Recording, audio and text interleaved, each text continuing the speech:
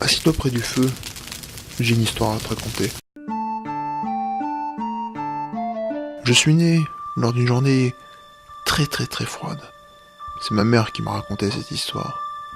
Elle m'a dit que c'était le jour le plus froid qu'elle ait connu de sa vie. Comme si quelque chose avait été annoncé lors de ma venue.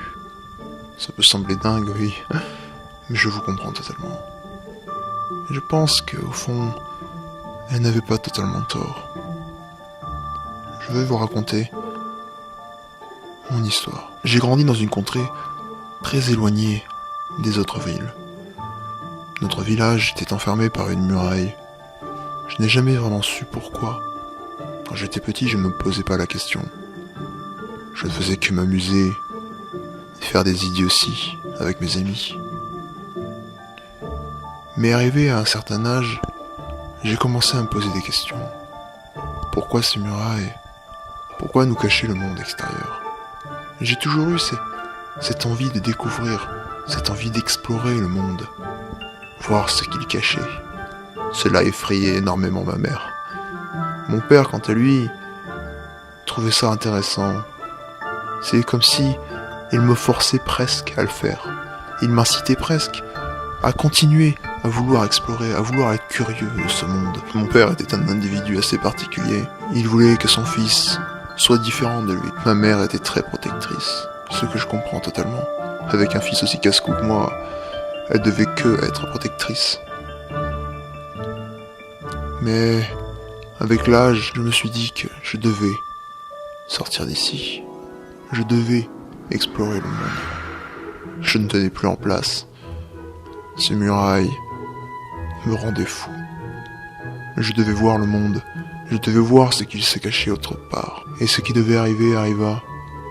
Vers mes 17 ans, j'ai rassemblé des affaires, rassemblé des souvenirs. De quoi vivre, de quoi être heureux. Et j'ai commencé à marcher. J'ai quitté ma chambre. Je suis arrivé vers la porte et puis ma mère m'a arrêté. Elle m'a regardé droit dans les yeux. Elle m'a dit: qu'est-ce que tu comptes faire? Où est-ce que tu comptes aller? Je l'ai regardé et je lui ai dit que je voulais explorer ce monde. Qu'ici, je ne me sentais pas comme chez moi. Que je devais voir ce qui se cachait au-delà de ces murailles. Voir ce que d'autres villes, ce que d'autres secteurs du monde pouvaient m'apporter. J'étais un explorateur. Je l'ai toujours su, un aventurier. C'est ce que je lui ai dit. Du moins, c'est ce que j'ai essayé de lui faire comprendre. Mon père était assis dans le fond de la salle, sur son siège. Il me regardait de loin. Je voyais son regard. Je m'en souviendrai toujours. Je ne saurais décrire son sentiment à ce moment-là. Il était divisé. Divisé entre la joie de voir son fils prendre des décisions pour sa vie future, mais aussi l'inquiétude que son fils prenne des décisions pour sa vie future. C'était ironique, mais ça le décrivait très bien. Ma mère avait un regard effrayé, mais elle savait qu'elle ne pourrait pas m'en empêcher. Alors je lui ai dit: je pars, ne me retiens pas, ne me cours pas après, ne pleure pas, laisse-moi partir, tu ne le regretteras pas. Je reviendrai, maman, je reviendrai. Je suis parti, je ne me suis pas retourné.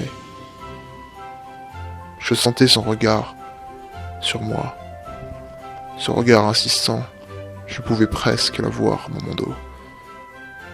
Elle ne m'a pas rattrapé. Elle a fait tout simplement tout ce que je lui ai dit. J'ai rapproché des murailles.